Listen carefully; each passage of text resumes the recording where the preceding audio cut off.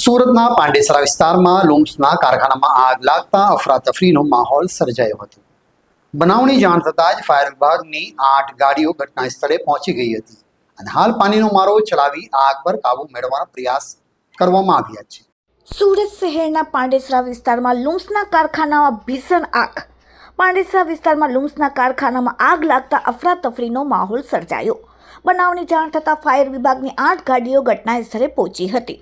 હાલ પાણીનો મારો ચલાવીને આગ પર કાબૂ મેળવવાનો પ્રયાસ ચાલુ છે. ઘટના સવારે લુમ્સના કારખાનામાં બની હતી. આગ લાગવાની જાણ થતાં સુરત ફાયર બ્રિગેડે 8 ફાયરની ગાડીઓ ઘટના સ્થળે મોકલી હતી. ફાયર દ્વારા આગ પર કાબૂ મેળવવા પાણીનો મારો ચલાવ્યો છે. મળતી માહિતી મુજબ આગ પ્રથમ તબક્કે કારખાનાના એક ભાગમાંથી શરૂ થઈ અને પવનના વેગને કારણે ઝડપથી ફેલાઈ. કારખાનામાં હાજર કામદારોને સુરક્ષિત બહાર કાઢવામાં આવ્યા છે. હાલ કોઈ જાનહાનિની માહિતી મળી નથી. ફાયર અધિકારીઓએ જણાવ્યું હતું કે આગ પર કાબૂ મેળવવા માટે અમે સતત પ્રયાસ કરી રહ્યા છે. આગ નિયંત્રણમાં છે અને નજીકના ઇમારતોમાં ફેલાવાનું જોખમ ટાળવવા માટે બધી જ જરૂરી કાર્યવાહી કરવામાં આવી રહી છે.